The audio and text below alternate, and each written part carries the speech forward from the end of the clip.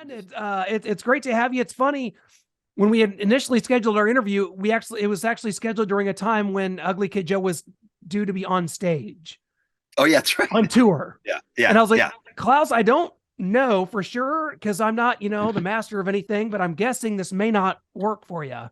yeah, That was right at the end of the yeah. tour. It's not a good time.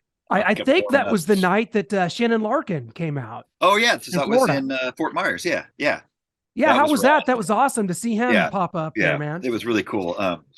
He would have played with us, but our drummer's left-handed, so they would have had to move the whole set around. And Shannon's like, "No, don't even bother. That's like too much work just to play a couple songs." But that's kind of funny because I'm left-handed too, so like I can't play most people's guitars, and our drummer Cam can't play the normal kit usually. So I didn't even really know that until No, I was going to say that I had no drummers are idea. left. Yeah, yeah, because I don't play the drums very good, but every time I've ever sat and played drums, it's been on a right-handed kit. So even though I'm left-handed, I play with the hi-hat with this hand, and there's no way I could do it the other way. I mean, I'm terrible as it is, but to try to do it the other way, it would be really hard for me. So I can see where it's like playing left-handed guitar. It's completely backwards. Well, the tour, man, it seems like it went great. I was there for the Kansas City show with the Truman, you guys, Fozzy, Pistols at Dawn. It was a great package, amazing show. Thanks. My It was first very time fun. seeing Ugly Kid Joe. I think for a lot of people, it was a lot of people's first time seeing the band, which is cool.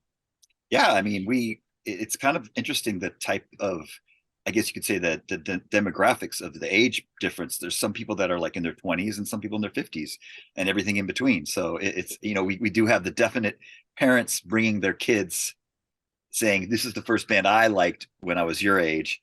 So I'm going to take you to see them kind of thing. So Well, it was amazing. It's been, you guys did like, God, I want to say something like, this is quick math, so this is tough. I shouldn't be doing this on air. Something like 28 shows in 35 days or something. It was something crazy like that. You guys really spanned the entire country in a very short amount of time. Was that difficult, on the you know what? stamina? No, it wasn't. You just get used to it. You Yeah. just, get used to those 5 shows in a row. And in fact, sometimes when you have those, like we had like a one show and then a day off and then one show and then travel day, you kind of lose your momentum a little. It's kind of nice to string together 3, 4, 5 shows in a row. Um, and I was watching some videos. We're just kind of preparing for our next tour, and you could tell we're tighter at the end than we were at the beginning. It's like it makes it. It's just you almost wish you could do a practice tour, but you can't. That's, Um, yeah. That's what everyone's saying right now about like Iron Maiden, because they were like, what happened to Nico McBrain? He's not playing the fills on the Trooper. And like, they're like, well, as the tour goes on, you get more into the set list. yeah. I think that's natural for Well, any you get band. comfortable, and you can practice at home all day long in like my shed, with headphones on, but you're never going to have that feeling of not just playing in a room with a band, but in front of a crowd. Like we can rehearse for a week before, it's still a totally different situation once you get in front of a crowd. So it's never, you can't really recreate it. You can only just do it. What was it like out there with the guys in Fozzy? We know Chris Jericho's been on before. PJ's been on. There's just Rich Ward, absolutely tremendous guitarist, and that band. Oh yeah, I thought it just worked great to have you guys playing together. What was that like they, with it was a great tour all around. Pistols at Dawn and Yeah, Fozzy, them too. all the dudes and everybody in the band and crew were super cool. We all got along great, and all really good freaking players, man. All of them, top to bottom. Both bands, and yeah, it was really fun. It was a great tour. It was really really easy, not easy, but like easy going in terms of like characters and stuff. We And all got plus, you along got great. you got Chris Jericho there in case someone needs to be put through a table or something. You got some muscle there. Former WWE he's like champion he's Chris like Jericho. he's the nicest freaking guy. He's so Yes. easygoing and laid back. He's not at all a bully. Oh, no, no, no, no. He is, and just a metal aficionado. His Oh yeah, podcast, Talk is Jericho, is great. I think Whitfield was actually on yeah. with him before the tour started, which was it kind of led me to learning some things about Whit that like kind of blew me away. It's almost like he kind of alluded to the fact that he just kind of moves random places and lives there for a while. And if like a tour is starting in a certain town, he'll just like go live there for a month or two and just Yeah, it's a pretty that's rad amazing. life. Is that kind of right? Is that kind of what he does? 100%. Yeah, I mean, he looks at the schedule like, oh, what have I ever been there? and then he'll like ask around, hey, have you ever been to Bulgaria? Is it cool? What do they do there? You know, it's it's wine country. There's like vineyards. What is it? Is there like an ocean nearby? Like he susses it out, and then he goes and he ends up staying. And sometimes he stays for a really long time. Australia, he stayed for like over a year. Well, that makes sense. Too. Yeah, you know. So yeah, There's a reason that people don't start their tours, I guess, in places like Kansas City, where I am. I mean, I love it, but I mean, there's a Kansas reason. City's rad. That yeah. Oh, it's well, no, it's isn't it really hot now, or is it kind of? We've had a great summer. It's been Yeah. like I've heard it's like been cold in Southern California. Like I've seen Dude, it's like it's colder raining there. today. It's raining. What is today. going on in SoCal, And man? ever since I've been back, it's been like one sunny day, and I've been back for almost a week. That's That is bizarre. June, you know. Yeah, that Oh, I've seen some people like post like people that your LA friends because like they post like the weather forecast and they're just like, what the hell is this? And most people are like, oh, get real. But I kind of looked at it, I was like, you know what? That is a little. It's like getting into the 50s and stuff at night. I'm like, I don't know. It's I'm called June. Yeah, it's called June gloom, and it's actually pretty common in Santa Barbara area because we're right on the coast. So we get a lot of fog in June, and it's always been June gloom. And that actually the nicest time of year is the fall because it just clears up, and it's like perfect weather like every single day. But the summers aren't the best. It's a trip. That is that, yeah. So, but you get that elsewhere. Yeah, you want to go live your summer dreams. You could do that in a lot of places. I got to ask you this because Whitfield at the Kansas City show, he made it known he's a ardent Raiders fan. He's in Kansas City, home of the defending 2-time Super Bowl champion, the Klaus.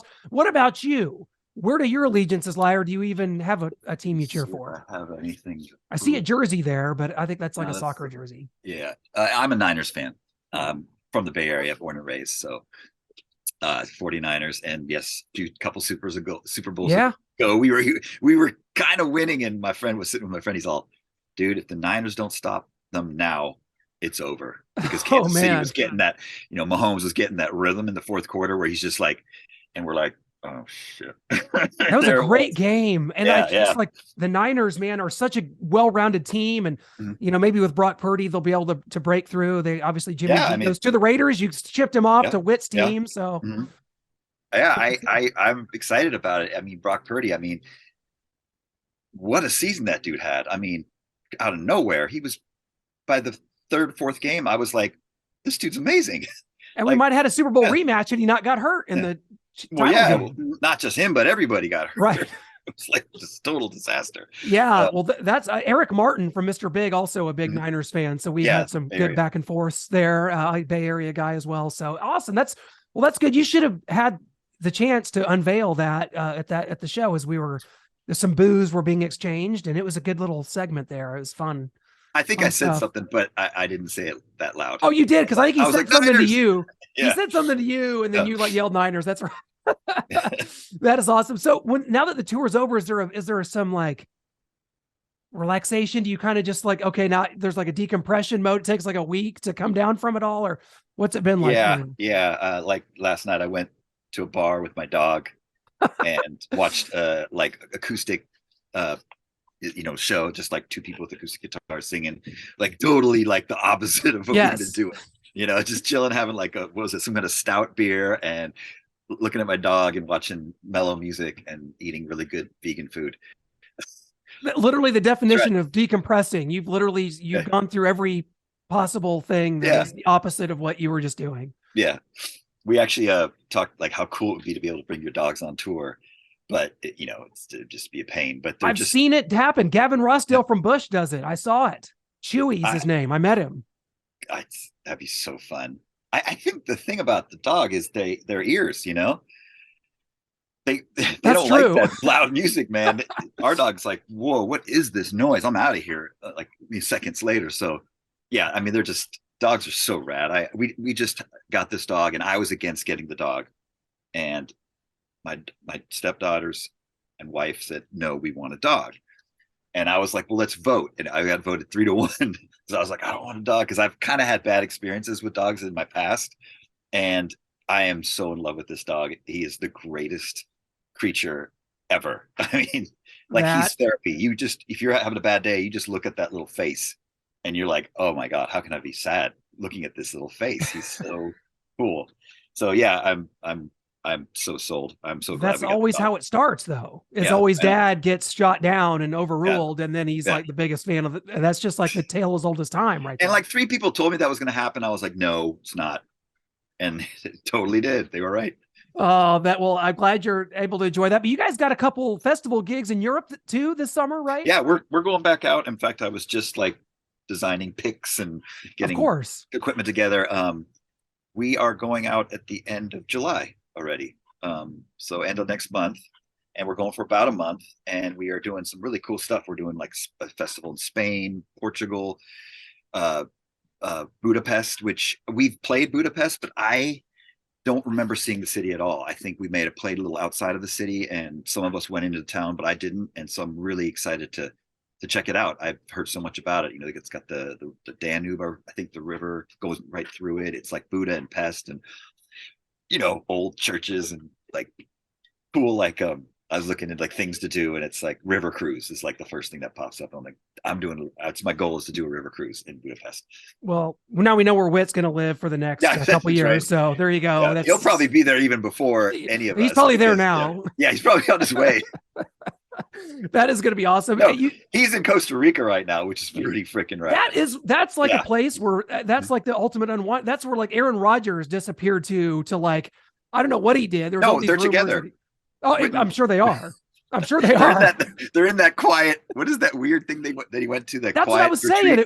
A cave. Yeah. So that's like a thing. Whit wouldn't last like 30 minutes in a quiet retreat. Well, that guy's born to sing and talk. I mean, he'd be like. And there's some other methods involved too, some substances perhaps. Oh, I think Whit's like not for that these days. What's that stuff called? I don't know. Like the whole thing blew me away. I was like, is this real? Like, is this like punked? Like Aaron Rodgers? Is it this? It just seems like so Aaron Rodgers. And now, of course, he's a Bay Area guy too, but Berkeley. Got to cheer against him. Yeah, he went to Cal. Yeah, Cal Berkeley. Yeah, Cal Berkeley. Yeah. So very interesting there. I think that for you guys, one thing that was tremendous is for you guys on this tour is being able to unveil songs from your latest album, Rad Wings of Destiny, which is, we know that's what you guys do. You do the play on words for your albums, but that one is probably my favorite album title you guys have, obviously an homage to Judas Priest. Yeah. Rad Wings of Destiny, huge fan of that. But you guys did so many great songs. You got an AC/DC shirt on right now. So, kind of my question about that is, I saw it popped up just barely, is That Ain't Living, is that the ultimate Ugly Kid Joe AC/DC song? Yeah, totally. You've ever done? Like, to me, it's like the AC/DC tribute you guys have our ever most done. AC/DC song that we've ever done, for sure. And it's super fun to play. Oh, that's an ABBA shirt, actually. Yeah. Wow. I just saw like the lightning and the A, so I was okay. But still, it's the point stands is that was it's from the riff to the like the vocals, like it just fits there. And I know that's a big influence for you. Sorry. Yeah, I mean, again, it's so fun to play live because it is very AC/DC-esque. And I would say that arguably the funnest music to play is AC/DC. Yeah. I mean, that's what we grew up on. And, we're 80s hard rock, heavy metal guys, Ozzy, AC/DC, Priest, late 70s, early 80s is kind of like what we grew up on and what loved and still love and what we tried to do, one of the first songs I learned was, it was an AC, it was like a Power Age or something, because my sister was so rad. She had High Voltage, Power Age, Let There Be Rock, If You Want Blood, You Got It. She had all those records before Highway to Hell even came out. Like, she was full blown AC/DC. He's cool then. Yeah. And so, yeah, I grew up. That was some of the first rock and roll I ever heard was AC/DC. Well, I think my favorite review of Rad Wings of Destiny is this one from Metal Hammer, Germany. Indulge me with, if you will, it's a bit lengthy. Rad Wings of Destiny is a very cool rock album. That's the review. Oh, that's it. I mean, you gotta do that with a German accent. Then it God, makes sense. That would be a very cool. It's just funny. Like, I love that. It's just kind of, it's in the vein of like the Spinal Tap Shit Sandwich. Like, what, it was a 2-word review. Shit Sandwich. this one a positive review, but it's a very cool Yeah. rock album. I don't know if there was just some translation issues or it was just like, I don't know, just say it was a cool rock album. That Sure. Well, we'll take that. I hope someone Yeah. got paid for that because Yeah. yeah, it's gotten such great praise. The album's tremendous, and you guys knocked out a bunch of videos for this. Mhm. Did you do all this like kind of in one? Did you guys get together Yeah. for It this, or was was it how? it Because was there's a it bunch was of a green screen and total COVID thing. We all were yeah, separate places, and we just like get a green screen. I bought it off of yeah. Amazon, flipped it up, and started playing all the songs. And we just started throwing them together. And Wit had this guy that makes videos, put it all together, and that's what it was. It was just full blown COVID green screen, And the which is videos are kind so of rad that important. you can just do that. Like That's what I'm how doing right good now. We're not yeah. really in my basement here, Klaus. Believe it or not, that's all green screen behind us. Are you? No. I'm dead serious. Like that's not the WWF Championship belt. That is green Oh my screen. God. Well, you fooled me. I Wait, wanted to make it look like my my basement as a kid. I'm So that's rad. Oh my God. I completely fooled right I there. can make you one if you want. I'll make you whatever you want for a background. I have a green screen, so I got to start upping my game. I got to get one of Exactly. those lights, the circle lights that kind of like yours probably. You have like some better lighting. Mine's kind of funky because it's got this. I got a lot of red tapestry stuff, so everything's kind of reddish. Yeah, I feel like I'm in one of those like basements that have like a hookah place or something that's got like some Yeah, records and I don't know what's yeah, going on here. totally like a Turkish hookah place. Yeah, Well, the lighting's the hard part. It's yeah. never can never get that right. So, but yeah, that's awesome. The videos were so good, and videos are so important now more than ever since like the MTV was a thing like Mhm. because you get eyes on the videos and on YouTube and it goes nuts and like that's such a huge part of it now and I'm glad that art still exists and it's maybe more important now than ever. I mean, yeah, and like with the technology now, it's you don't need to spend $100,000 to make a video. You can Exactly. do it for a few $100, really. Like a green screen and a dude that knows how to use the, whatever Final Cut Pro. So, uh, Exactly. yeah, I mean, in a lot of ways, technology is so great for musicians because you can do a lot of stuff with a lot less in terms of money and equipment. Like, what I have in my laptop, I used to have a whole garage full of stuff to do that, and now I can do it in my garden shed. Yeah, So, it's we evolve and sometimes for better, sometimes for worse. But I want to right. ask you about just the impetus, the genesis of Ugly Kid Joe, because you guys are coming right out of the 80s. You're like knee deep in the hair metal era, which I'm a big fan Mhm. of so many bands from that time. Mhm. Me too. I'm 39. I was born in 84, and it's like somehow I just I'm a transplant from that time. I'm like your age or older, like in another life.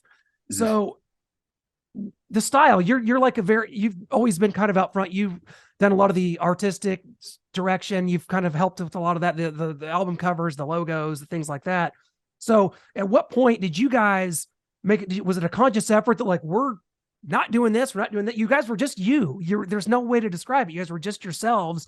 And how did that kind of come to be? Well, like, are you talking about like image and stuff like Yeah, that? like yeah, Wit's got a backwards cap on, and Oh, you're in okay. t-shirts and Yeah. jeans. Like there's no frills. Yeah. It's That and was that's when an really, era of frills. that's totally the environment that we grew up in. And when the band started, we started in Isla Vista, California, which is a college beach town. And in the 90s, when we started, it was a total party town and a total my pal Peralta skateboards was there. It seemed like half the people had skateboards. And so the culture of skate culture, the art was, in fact, Moish, who sadly passed away a few years ago, who did the art, was a Yeah. skateboard artist. And he worked for Powell and he worked for Santa Cruz. And he's the guy that drew our logo and our green slime stuff. And yeah, it was the ideas that came out of like myself and Wit and Right. Rogers at the time ahead. But that style was around us all the time. And so I think we kind of, picked up a lot of that kind of skate art and some of the attitude too, because a lot of the punk rock was really big, and we're not a punk rock band, and they didn't really like the heavy metal band like us. And but it was fun. It was like a fun sort of banter between the punk rock kids and us because they'd give us shit, and they like Ugly Kid Joke was one of them, and so they humbled us right from the beginning. And I think we kind of used that to our advantage because we kind of self-deprecate quite a bit ourselves, and have fun with it, and like get get the laughs in first. So yeah, we were humbled quite a lot early on before we even made it, and I think we kind of rolled with that a little bit. And I think the humor thing was just something, we're all fans of comedy, at that time, and we were fans of rap music too. And a lot of the rap in the late '80s was funny. Like a lot of the songs were pretty. There's a lot of humor in rap music, and I think we wanted to carry that over a little bit in the heavy metal, hard rock area that we're in. Yeah, there was something about it that really drew me to it as a kid. When I'm first, I think I might have first saw "I Hate Everything About You" on Headbangers Ball, or maybe even Beavis and Butthead. That I Yeah. actually might have to dig deep into Well, that. yeah, that was like right there. That was a big joke, that Beavis and Butthead show. And We were on there. but it was like I'm from Missouri. I've never been to LA, and I'm like trying to formulate my schema of the world, and I'm like, I knew, okay, like, Poison, and they kind of look this way, but I was like, I was using what I knew from pop culture to like put you guys into a category. Like, I don't know, those guys look like they would hang out with NWA. I remember seeing like some stuff about LA and like graffiti on the walls, or like, I don't know, Bebop and Rocksteady from Ninja Turtles. Like, you just guys had that vibe where it was like I could kind of paint you into a picture in my own mind that was different than what was happening. And I didn't know Harem. I didn't know Motley Crue was from the Sunset Strip. I didn't know Van Halen kind of stuff. I didn't know any of that. But just as a kid, remembering what that was like to kind of formulate my opinions. Same with Pantera, as they were so different as well. So it's amazing how people kind of come into a band and what their initial thoughts are, and just Right, how right. the imagery plays such a huge part in that. Well, yeah, I mean, I grew up loving a lot of the LA bands, because that was when I started playing guitar. It was bands like Motley Crue, of course, then later Guns N' Roses, and everything between. But we never. I lived in Hollywood. Whit lived in Hollywood at separate times Okay. for the sake of getting there to do music. Sure. But we ended up not doing it in Hollywood. We ended up doing it in Santa Barbara, and I think that had a big influence. Like I was saying, the environment of that, it was very different. Like we would rehearse in a place. It wasn't a bunch of metal bands. It was a reggae band, a ska band, a punk rock band, a thrash metal band, us, like a new wave band. So it was a very diverse musical community, and we'd play keg parties and small clubs with different type of bands. And so I think it wasn't, we didn't have, it wasn't like one scene. Do you know what I mean? It wasn't like one type. Sure. Like the Hollywood scene was a Hollywood scene. We were just part of a bunch of different scenes, I guess you could say. So I think, yeah, I mean, we kind of, it probably helped us, be a little bit more ourselves instead of trying to keep up with the Joneses, I guess. And it says something so much about the band that it's still, after you, because you guys did Ozzy, the tour in '92, I think it was No More Tours. Now, Klaus, that tour name was not supposed to rub off onto you guys. That was not supposed to be your name of your tour as well. No More Tours. Even though No, it was No More Beers yeah. was our name for it, because Ozzy was sober at the time, and we were Yeah. just beginning, so we were like, oh, no more beers. But then he sent us a case backstage. We were like, yes. You had so many moments. I think you were on with my good friend Chuck Shute, who's my colleague and a great friend on the Okay. Chuck Shute podcast recently. Mm-hmm. And you talked about how opening for bands like Ozzy or Def Leppard or Judas Priest, Van Halen, some of the bands you guys played with, that was like your definition almost of making it. Talk about Oh, that, because well, like maybe your goal yeah. wasn't necessarily to headline arenas, but it was just playing with these great bands that you kind of idolized.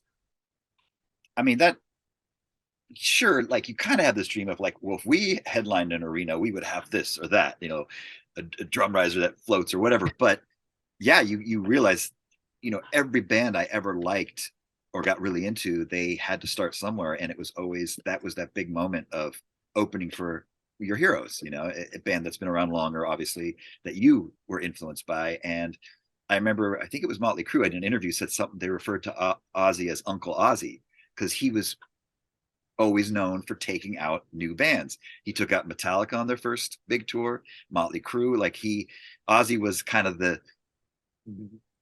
really the one that I would have said even back then. What band would you like to open for? If your dreams, what would be your dream? It'd be Ozzy. And we got the tour, right after we released our first EP, we got that tour. So it was a lot at once. Like, holy crap! Like, that's it. We can quit. No.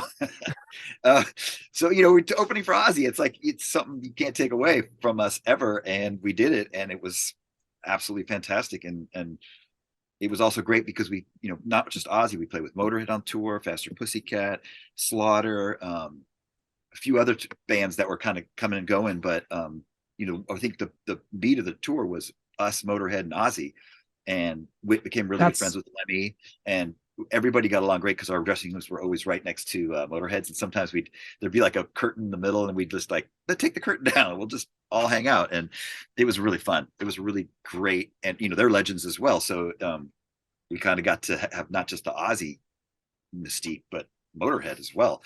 So it was a pretty amazing experience. At 24 years old to be playing clubs, and the next thing you know, you're open for Ozzy at the arena that you saw Ozzy 5 years earlier. And you guys have been actually playing Ace of Spades on this tour. Like, just putting together the set list. You got to get the new songs in, you got to get the classics in, and then you go with that. Like, what was kind of was that a you thing? Who decided that was going to be your big It was one? like, let's do let's jam it, and we ended up recording it, and we've been playing it pretty much ever since. I mean, we don't always play it, but we've been playing it quite a bit on our live sets, and it's just a really fun song to play. Dude, it's mayhem, so fast. And yeah, and it's you don't think about it because Lemmy is such a distinct vocal, but like you don't think about like, because I got real into Motorhead, when they had Phil Campbell and Mickey D, and like just that tandem, Filthy Phil obviously had so many great musicians in Motorhead, but those two, like there was something about that trio that when I saw them last, I think it was 2010 was my last Motorhead show. So like, I was just a fan of what they did. Now Mickey D's gone on to the Scorpions, and like Phil still does his thing, but man, like Motorhead's legit. And it took me a while, like, cause I'm like a visual guy. Like when I first started, it was Kiss and Motley and Wasp. I'm a huge, I heard you were a Wasp fan, by the way. I got to bring that up. Yeah, totally. Before I forget. I had like four. I loved that first record with I Want to Be Somebody and The Flame. I think that's a great album, great sounding record. Blackie's voice is rad, and Chris Holmes has that pretty rad guitar sound. And did you guys ever play with them? Yes, we played with them way at the end of in 96. We played 95 or 96. We played a show in Hollywood with Wasp, and Chris Holmes is still in the band. And both those dudes are like 6'5". They're huge. And really like, whoa, it's Chris Holmes, like this big dude. I mean, not big, but like tall, Yeah. Both him and Blackie, I think like 6'5".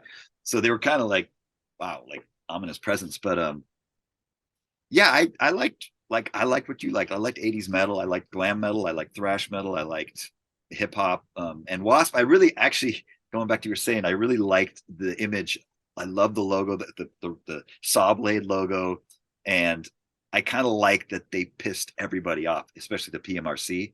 Yeah, exactly. Whole thing, and they had the record, and here's Tipper Gore holding up I Fuck Like a Beast by Wasp, and I'm like, it's good promotion. Oh my God, does she even realize that the joke was that Tipper Gore sold more Wasp albums than RCA Records or whatever the record company was? And I was hilarious. Like, I really liked stuff like that, like bands that were like, I guess you could say, prodded and push the envelope a little bit and piss people off a little bit.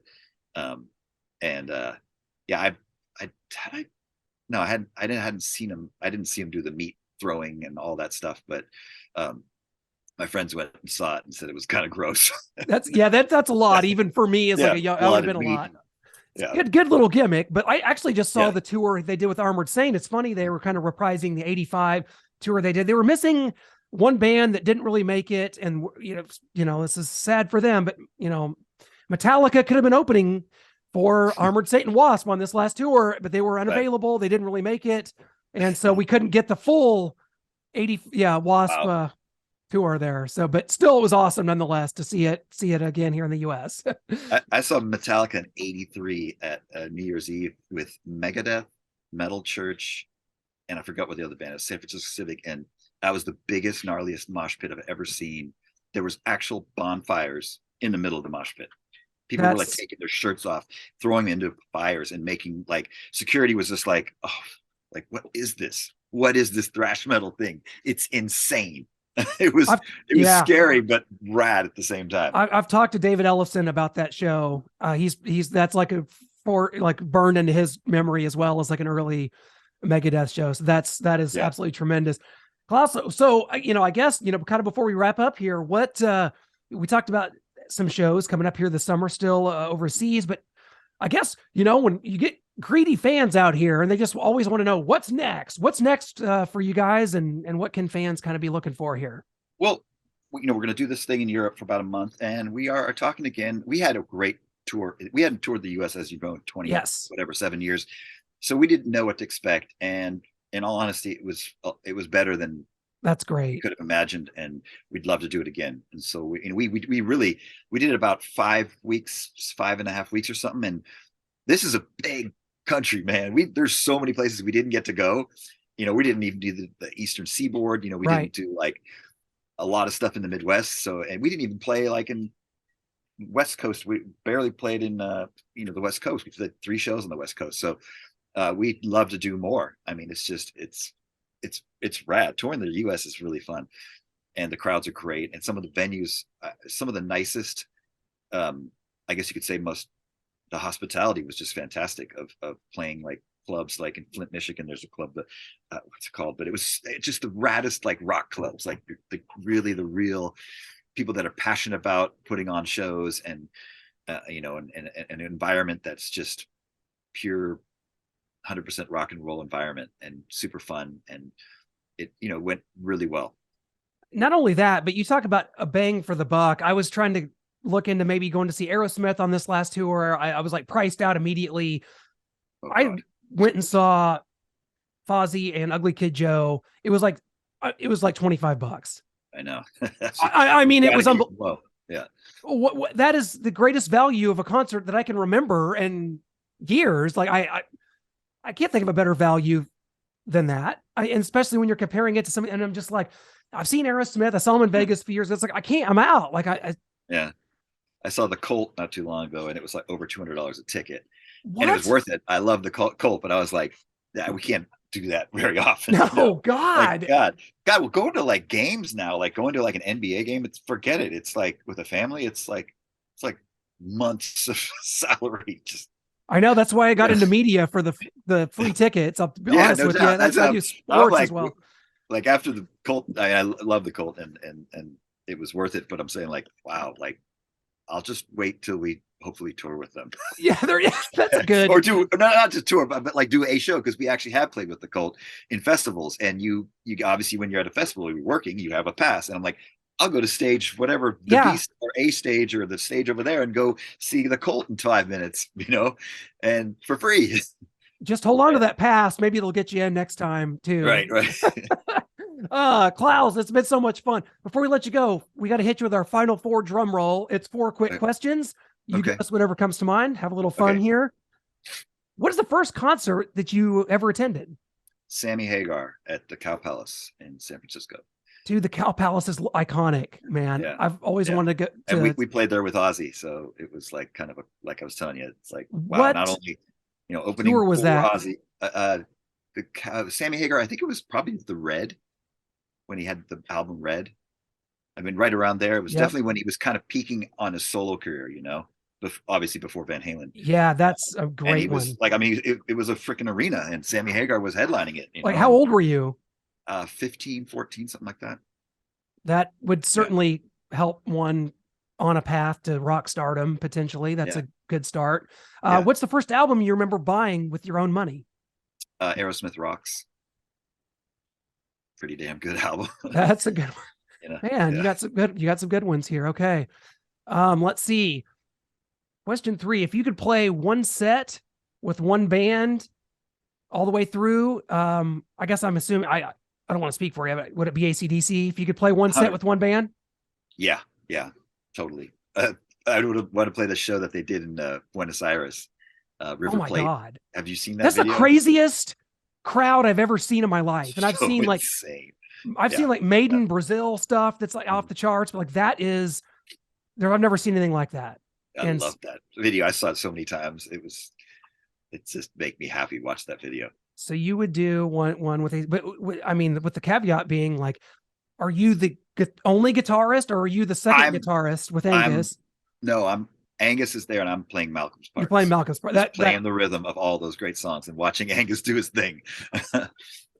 last question of you played with Judas Priest. You obviously that was just not that long ago, like in the last 10 years. Like, what was the emotions like for you just in that one? We've talked about some of the other bands, but I know Priest means a lot to you. So what was that I show like? I think cried. it was in I Virginia. cried. Yeah, that's Yeah, unbelievable. I That's cried. After the show, amazing. I went to see Priest. I went in the crowd and I started like getting super emotional, and thinking about my childhood and my sister in particular and her friends, because they turned us on to Priest. They turned Wit and myself on to Priest, in fact.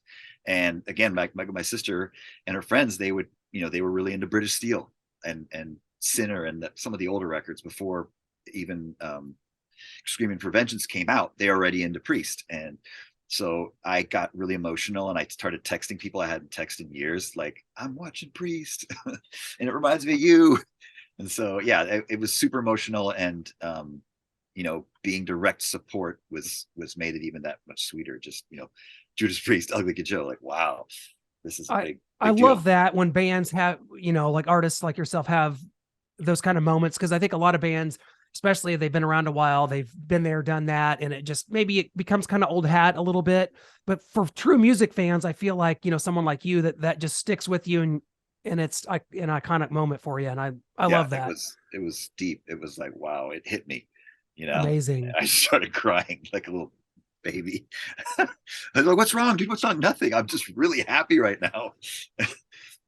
I love that. I think that's amazing, and I can't wait to see what's next for Ugly Kid Joe. I hope you're able to kind of enjoy here the next month and just chill Yeah. out for a little bit. It sounds like you already have a good head start with that, Klaus. So Yeah. thank you so much for being here on the Road to Rock. Thank you. Appreciate it so much, my friend. We'll do it again sometime, and Yeah. take her easy, my buddy. It's been a pleasure. Thank you. Take You care. bet. You too.